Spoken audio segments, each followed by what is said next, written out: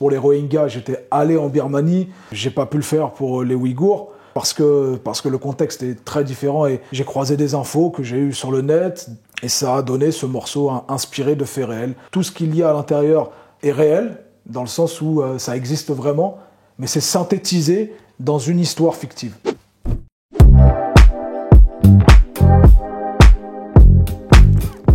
Salut tout le monde, c'est Raphaël Dacruz, bienvenue dans cette nouvelle interview carrée de Bouscapé, l'entretien en 4 parties pour en apprendre plus sur vos artistes. Aujourd'hui dans le fauteuil juste en face de moi, on va recevoir Medine. Comme d'habitude, on va parler de beaucoup de choses avec lui et on commence tout de suite avec son actu. Salut Medine. Salut. Comment vas-tu? Très bien. Bon, on te reçoit à l'occasion de la sortie de Grand Medine, Yes. qui est ton 7e album.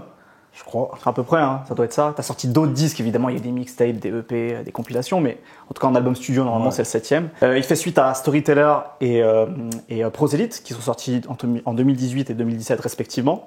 Tous les deux avaient à peu près 1 an d'écart. Ouais. Là, tu as pris un peu plus le temps, 2 ans et demi à peu près pour la sortie de cet album-là, pour ce nouvel album Grand Medine. Il y a une raison particulière? Est-ce que tu avais eu besoin de faire une pause, de faire un petit break justement, ou est-ce que c'est d'autres circonstances qui ont fait que? Je me suis mangé un torrent de polémiques au sortir de Storyteller, mais il fallait un peu de temps pour digérer tout ça, pour pas être dans une réaction 100% émotive, tu vois. Et voilà, le sortir trop rapidement, je pense que j'aurais été trop encore dans la vexation, tu vois, de certaines choses. Et j'ai pris le temps, j'ai cuvé mon somme, comme on dit, et du coup j'ai pu dire les choses avec réflexion, plus que émotion. Parce qu'au final, les polémiques, ça t'est arrivé souvent le long de ta carrière. Est-ce que justement ça t'a servi de leçon, ces précédentes mésaventures, et pour te faire dire justement, peut-être que cette fois-ci j'ai besoin de prendre le temps, de poser les choses justement? Non, c'était pas cette réflexion-là. Moi je crois que l'art c'est forcément subversif.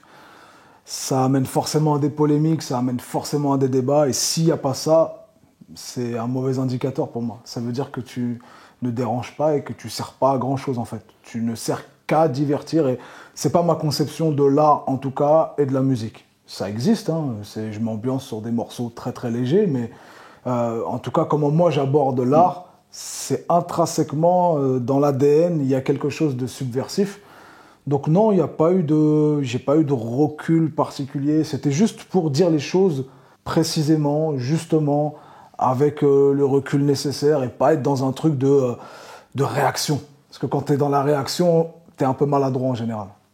Il y a un morceau à la fin de ce nouvel album Grand Medine qui s'appelle FAQ, dans lequel tu dis « Demandez-moi ce que je pense, me réinventer souvent ». Et c'est vrai que tout au long de ta carrière, tu as eu toujours, on le sent, des réflexions justement pour parfois changer d'angle, changer de trajectoire, soit dans la forme, soit dans le fond. Pourtant, quand j'écoute moi cet album Grand Medine, j'ai l'impression qu'il est un peu dans la continuité, d'une certaine manière, de Storyteller et Prosélyte. Je ne sais pas si tu partages cet avis ou pas. C'est vrai qu'à partir de Prosélyte, Storyteller, et même avant Des Mineurs, j'étais dans quelque chose de il faut s'adapter. Je veux être en constante évolution.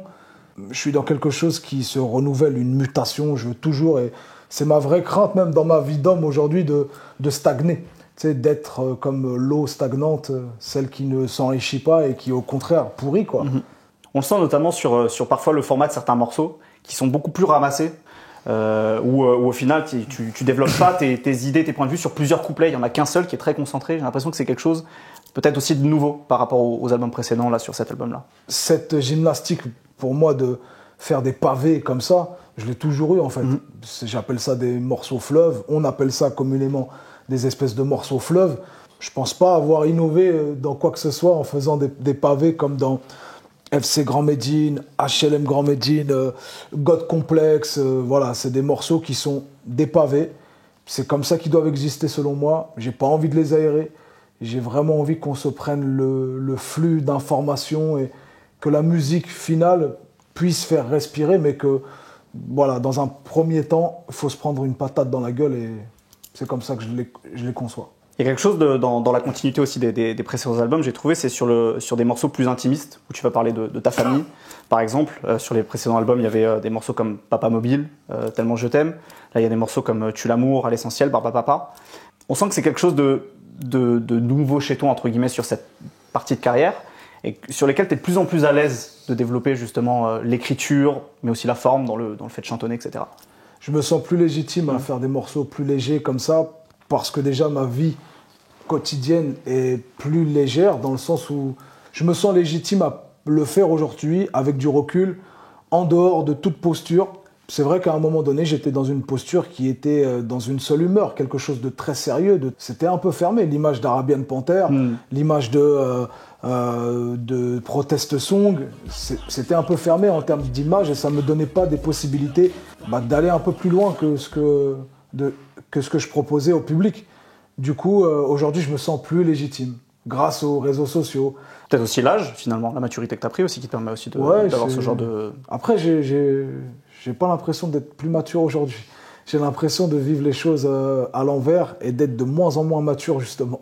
J'ai commencé ma carrière en mode Arabian Panther, point levé, cuir Black is Beautiful. Et aujourd'hui, frère, je fais des morceaux légers comme Barba Papa ou Est-ce qu'on Gollerie. J'ai l'impression de vivre les choses à l'envers et de vouloir vivre une deuxième jeunesse à travers ma famille, d'être un peu moins sur des registres de principes, comme dirait Orelsan, la frontière entre avoir des principes et être un sale con est très fine. Et du coup, je me retrouve beaucoup dans cet esprit aujourd'hui. Donc la maturité, non, j'ai l'impression que je perds en maturité, vraiment. Kobalade, Pirate 182, Rémi, Larry, Oxmo, mais aussi Big Flo, Oli, Atix, Sosomanes et YL. Je crois qu'on n'a jamais eu autant de featuring sur un album de Medine. Ouais, c'est vrai que plus j'avance, plus je me mélange, plus je fais des featuring. Ça fait partie aussi de cet état d'esprit de se dire il faut que je m'adapte. Je m'adapte, je me mélange, je regarde les techniques, j'essaie de les refaire. Je me revendique d'une tradition de gens qui ont initié cette musique. Ça passe de Aya, Mentem, Lunatic, Arsenic, Ideal J. Et je raccorde totalement cette tradition avec la nouvelle génération. C'est ce qui fait grincer des dents à droite à gauche, parce que tu as des gens qui voient le rap comme quelque chose de contradictoire, le rap d'aujourd'hui et le rap d'avant. Ça me pose aucun problème, je peux avoir les mêmes sensations en écoutant les morceaux des uns et des autres. C'était quoi ton ambition avec Grand Paris 2 ? Faut faire mieux, l'idée c'est toujours ça. Forcément, Grand Paris 1, Grand Paris 2, on va souffrir d'une comparaison, mais je trouve que j'ai trouvé une bonne alchimie sur celui-ci. Le casting est aussi large que Oxmo Puccino et Kobalade. Déjà, en vrai, le spectre est tellement éloigné en apparence du point de vue du public, des médias, etc., que en vrai, le morceau, il est plié à ce moment-là. Musicalement, Proof a réussi à trouver, je pense, la bonne énergie pour que ce soit aussi puissant que le premier. Et puis, je trouve qu'il y a un refrain plus efficace que sur le premier. Donc, comparativement, si on devait faire la feuille de match, au final, on serait pas loin du match nul en vrai.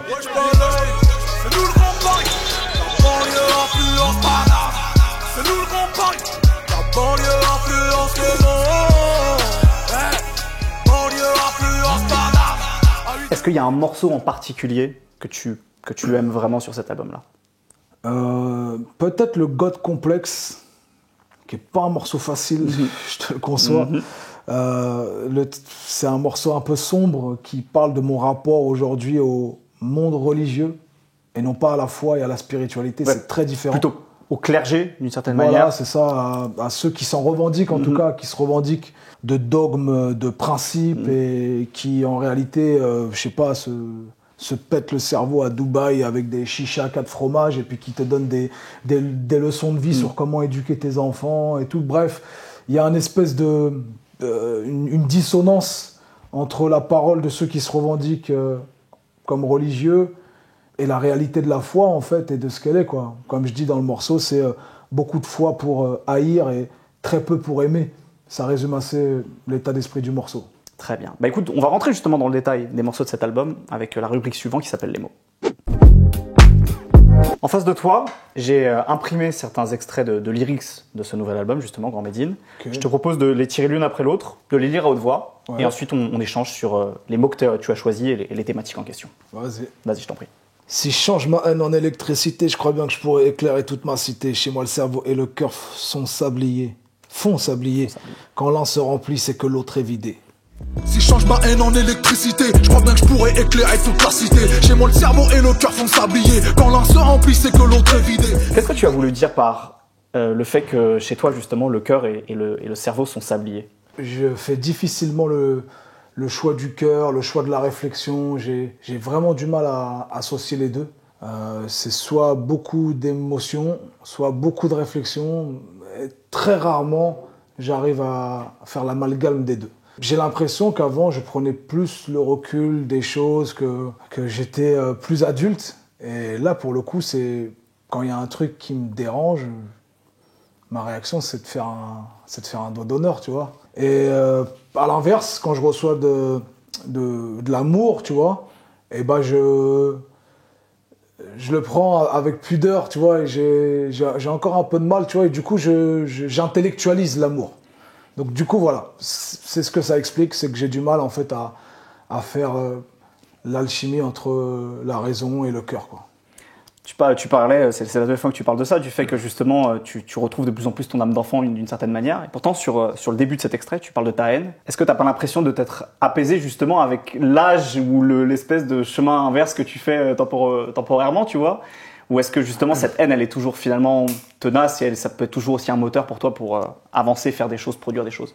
Ouais, c'est un moteur, hein. Le seum, c'est vraiment un moteur. Quand je me sens vexé, quand je me sens heurté, c'est des trucs que j'emmagasine, sauf que j'ai un espèce de petit grenier à l'intérieur de moi où je vais stocker mon seum et je le ressors quand besoin est, tu vois.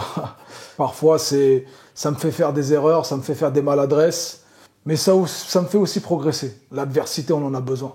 Je crois qu'on a besoin de violence personnelle, se faire violence personnellement pour se sortir de confort, se sortir d'espèces d'idées préconçues, tout ça. Donc je sais pas si c'est une bonne idée, mais en tout cas, j'ai un grenier à somme au fond de moi. Très bien.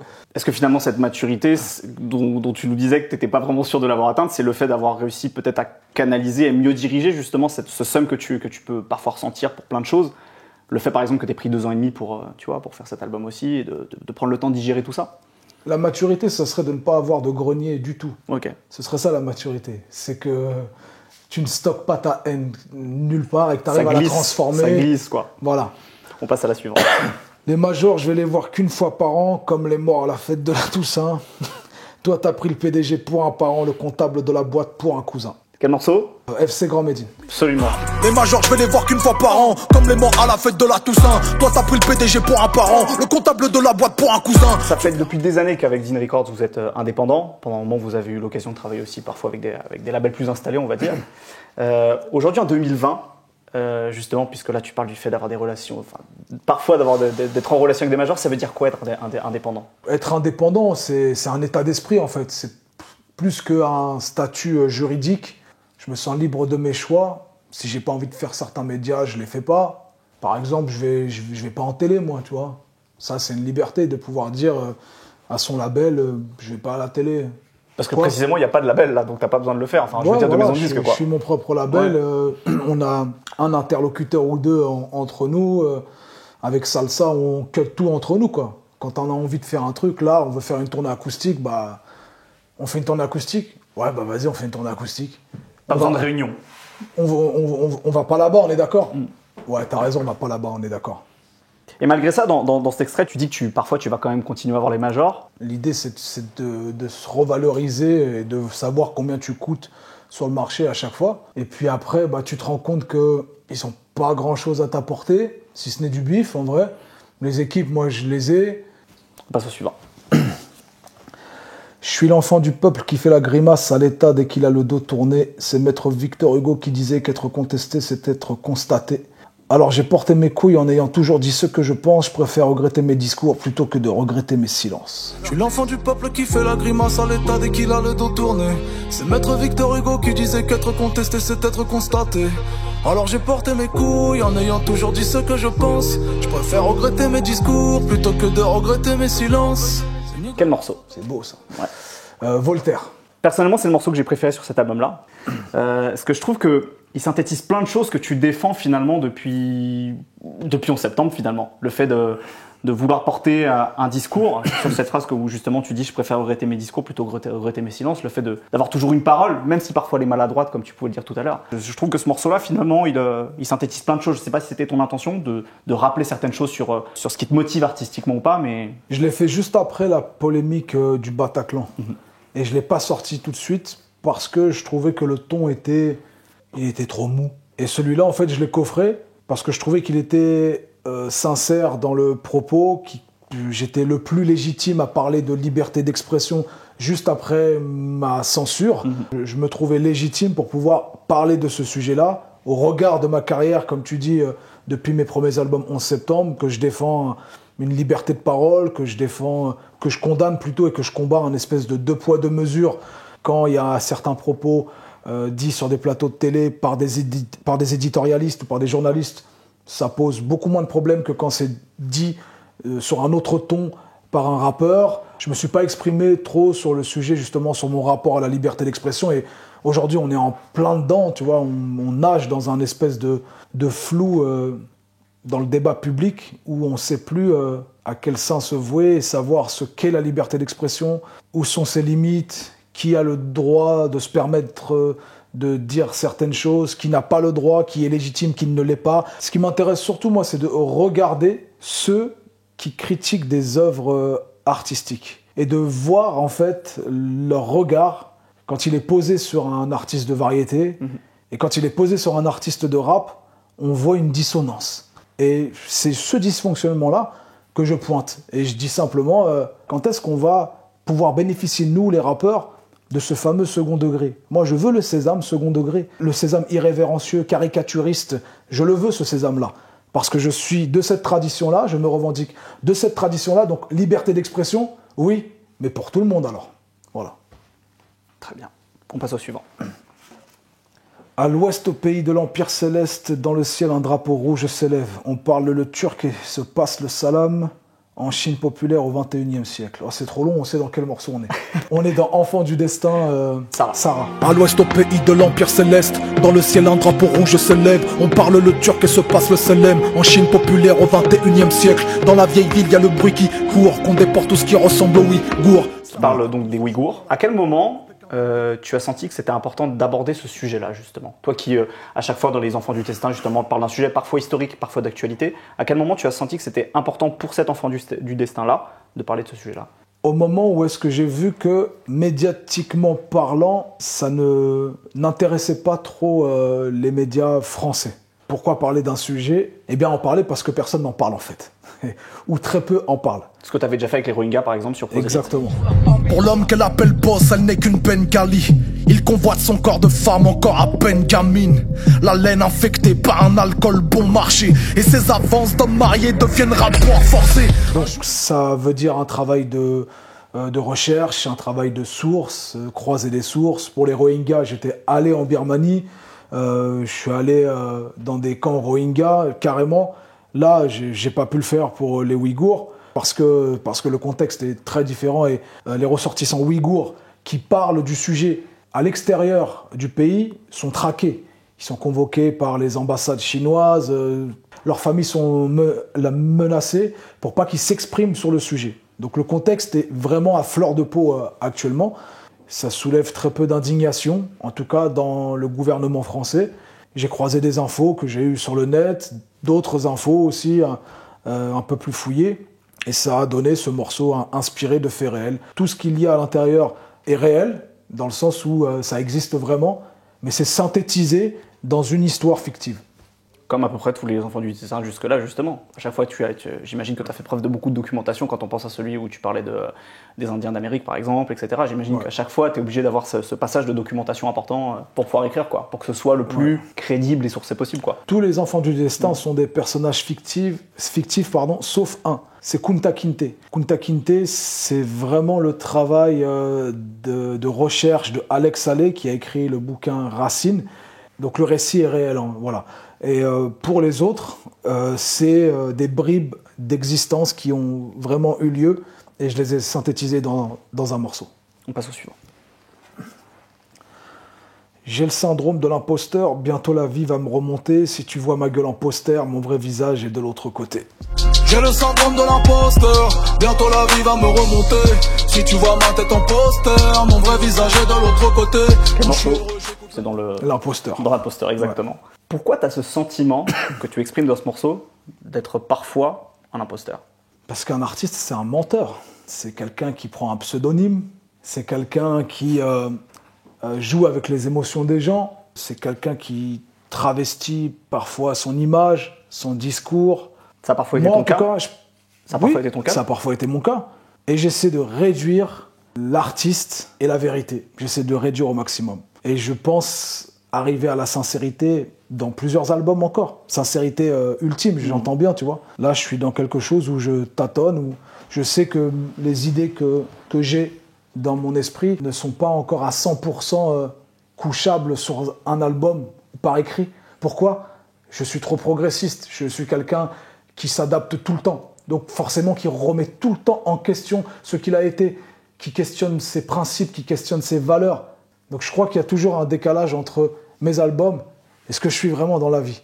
Et j'essaie de progresser de 15, 20, 30% à chaque fois. Pour être en phase avec toi-même, en quelque sorte. Pour être en phase avec moi-même.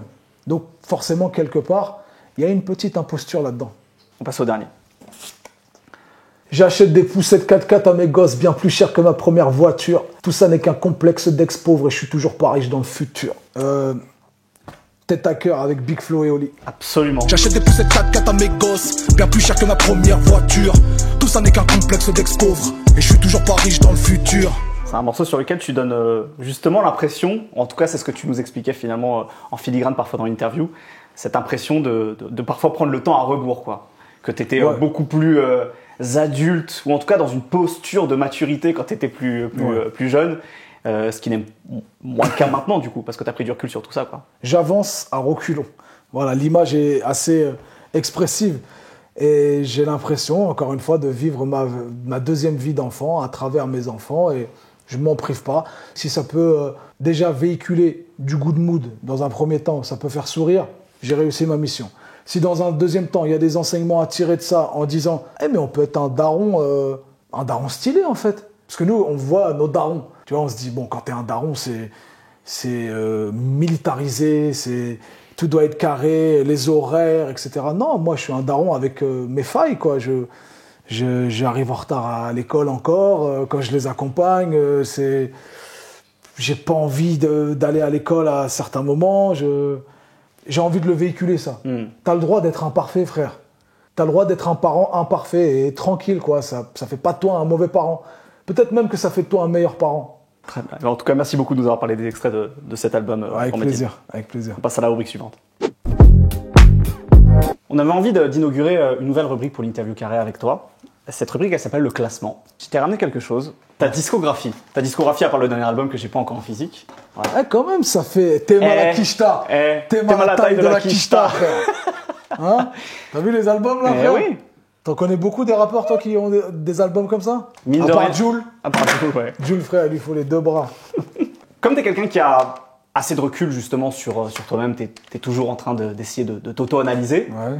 Je te propose d'essayer de classer ta discographie. Ouais. C'est quoi de ton album préféré à l'album que tu aimes peut-être le moins aujourd'hui? Du plus quoi au plus quoi? En termes peut-être de préférence personnelle. Sans hésiter, numéro 1. Pour toi, c'est déjà ton meilleur album? Sans hésiter. Pourquoi? Parce que je me souviens de rien. C'est écrivé tout seul. C'était de l'écriture automatique, presque. Ouais, quoi. c'était vraiment intuitif. J'étais dans un truc de full plaisir, quoi, et zéro calcul. Ça s'appelle Djihad, frère. Tu vois, en calcul. Alors tiens, je te propose qu'on mette juste en face de la caméra pour qu'on voit bien le sous-titre, que certaines en prennent de la graine. Le plus grand combat est contre soi-même. C'est important de le dire. Parce que Apolline de Malherbe, elle n'a pas réussi à le dire. Elle a dit le plus grand. Il parle d'un combat. Apolline de Malherbe. Dédicace à toi, cousine. Numéro 2, je dirais. Arabian Panther. Ouais. Novembre 2008. Pourquoi celui-là ensuite? C'est l'album qui m'a le plus médiatisé déjà. C'était encore brut, quoi. C'est un album que j'avais déjà presque fini avant d'arriver en maison de disques. Du coup, j'avais moins d'interlocuteurs dans mon processus créatif. Et ça rend le truc suffisamment sincère encore. Ok. Celui-ci. Ensuite, Tableau d'écoute? Ouais, le troisième, c'est celui-là. Ok. Le troisième, c'est celui-là. Quel regard tu portes justement sur cet album aujourd'hui? Pourquoi justement il te satisfait? Je le réécoute rarement. C'était le surplus de Djihad et on n'avait pas encore envie d'arriver tout de suite sur un album. Ouais, numéro 3, tableau d'écoute. Ok. Numéro 4, je me permets. Vas-y. Bougez pas les gars, j'arrive. Bougez pas. Je suis là dans 2 secondes. Vas-y. Ouais. Numéro 4, je mettrais celui-là. Ah, tu l'as ramené. Ah bah oui, si tu l'as ramené, c'est cool. Numéro 4. Bah, je crois que je suis assez d'accord avec toi.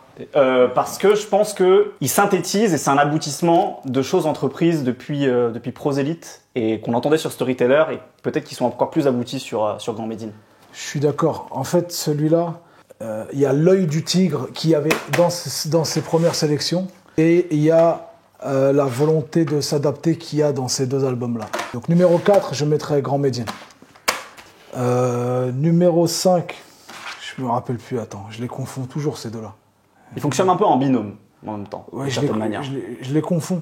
Non, celui-là, c'est l'album de la mutation. Mon propre avis personnel, je pense que Prosélyte est mieux que Storyteller. Non, mais on s'en fout de ton avis. Non, mais si, Pour voilà, l'instant, c'est le mien que tu as demandé. Tout à fait. Mais c'est vrai que je te rejoins, ce Prosélyte est meilleur que Storyteller. Mais je vais quand même mettre celui-ci avant. Je vais mettre Des mineurs avant. Des mineurs. Donc Des mineurs avant Storyteller. Storyteller. Il nous reste 3 albums. Il reste 3 albums. Et donc je mettrai 11 septembre après Storyteller. 11 septembre, c'était mon premier album. Je disais des dingueries, frère. J'étais un ado pas fini, qui se prenait pour un daron. Et donc c'est deux-là en dernier. Donc Tableau d'écoute 2 et Protest Song. C'était un moment un peu de transition dans ta carrière aussi, ça. Ouais, de ouf. Tu vois, le morceau avec Aurel, je le kiffe. Le morceau avec Brave, le morceau Bloc Identitaire avec Youssoupha, il tuait. Et celui-là, bah, c'est surtout parce que j'apparais très peu dans cet album-là. Mais c'est plus un album collectif avec d'autres artistes de Dino Records. Collectif, voilà. Je le regrette pas du tout, hein. C'est juste que dans le classement, il arrive à la fin. Je le réécoute très peu. Et puis, j'avais beaucoup aimé, par contre, la cover, le visuel. J'avais travaillé ça avec Coria. Tous les featuring du morceau Téléphone Arabe avaient joué le jeu. Tout à fait. Et tout le monde se démasquait et ça révélait le featuring d'après. Salif révélait Mac Taylor révélait Olkari. Tout le monde avait presque joué le jeu et j'en étais très fier. Et c'est des trucs qu'on verra peut-être plus jamais dans le rap aujourd'hui, quoi. Sauf à travers Grand Paris. Voilà. Très bien. Mon classement. Donc, on a dit Djihad, Arabian Panther, Table d'écoute, Grand Médine, Prosélyte, Des mineurs, Storyteller, 11 septembre, Protest Song. Et Table d'écoute 2. Mais peut-être que dans 10 ans, je te dirai l'inverse. Bah oui, non, mais c'est au moment T, là. C'est au moment de la sortie de l'album de Grand Médine qu'on dit ça, voilà. Voilà. Hop. Parfait, on va passer à la dernière rubrique. Dernière rubrique de cette interview carrée. Ceux qui regardent l'émission la connaissent déjà, elle s'appelle Le Son. Je vais te jouer un morceau qui a été, je crois, important pour toi dans ton parcours d'auditeur de rap, qui a pu être important même en termes d'influence sur ton écriture, sur des directions artistiques que tu vas prendre. Je te le joue, on écoute un petit extrait et puis après on en discute. Qu'il emporte, ouais, on dit fait souvent n'importe quoi. Du bruit comme un R1 sans peau, je suis un polichney devant le daronville, la nuiserie devant le parrain. C'est pas rose, mais nique sa mère ici c'est pareil. Pisse devant la barre, l'autre scène est mon nombril. C'est la seule cicatrice qui mérite un nom. Donc ça c'est le morceau Le Son qui met la pression de Lunatic, dont on vient de fêter les 20 ans puisque c'est sur l'album Mauvais Seuil qui a fêté ses 20 ans cette année-là. Voilà, j'ai cru comprendre que c'était un morceau qui a été important pour toi. Pourquoi ce morceau en particulier, peut-être cet album? Est-ce que tu peux nous en dire un mot? Bah déjà la carrière de Lunatic, en termes d'alchimie du fond et de la forme, Lunatic ça a toujours été le target pour moi en tant qu'artiste, quoi. Et ce morceau-là en particulier, il est apocalyptique, tu vois, il renie toutes les règles, il s'affranchit de tout, l'espèce d'orgue qui tourne comme ça, qu'on a l'impression c'est quelque chose qui vient d'une fête foraine, mais en réalité c'est funeste, c'est très funeste. Voilà. Et c'est la musique que j'aime, moi. Je suis très attiré par le dark dans la musique, je pense que ça renvoie, tu sais, à l'adage qui dit que écouter des chansons tristes, ça rend heureux. Je crois même que scientifiquement, c'est prouvé ce que je suis en train de dire. J'avais vu un reportage sur Arte où tu as de la sérotonine qui se déclenche quand tu écoutes un certain type d'accord et tout. C'est 45 scientifiquement prouvé. Voilà. Est-ce que finalement l'opposition, presque la dichotomie entre Ali et Booba, c'est pas un petit peu la synthèse que tu as essayé de faire aussi pendant ta carrière? C'est-à-dire ce truc très sombre et très rentre-dedans de Booba et en même temps élaboré dans l'écriture, et puis ce truc très droit dans la recherche de la vérité, de la sincérité d'Ali quelque part. C'est pas quelque chose finalement que tu as essayé de combiner, de dépasser aussi toi dans ta carrière, dans ta discographie dont on a parlé juste avant? Oui, c'est la recette ultime pour moi. J'ai toujours essayé de faire l'amalgame de Booba et de Ali. Toujours essayer de faire l'amalgame de plusieurs artistes et d'être au centre d'un espèce de triangle qui était très hardcore, très conscient et très littéraire, tu vois, dans l'amour des mots et de ce que ça procure. Je suis une espèce de synthèse de tous les rappeurs que j'ai écoutés. Et ça me plaît très bien, tu vois, d'être un peu de Roca, un peu d'Oxmo, un peu de B2O, un peu d'Ali, un peu de Kerry James, hein, tu vois, ça me plaît très bien de ne pas être identifiable dans un seul style. Très bien. Eh ben merci beaucoup Mehdi de nous avoir parlé de ce morceau. Avec plaisir. Le cahier de Meury à Ammar sort un son pour boucler l'année fiscale. La gestu ça évite les coups de matraque. Même en fait le corbillard rattrape. On est non coupable mais pas innocent. Je suis un millénial.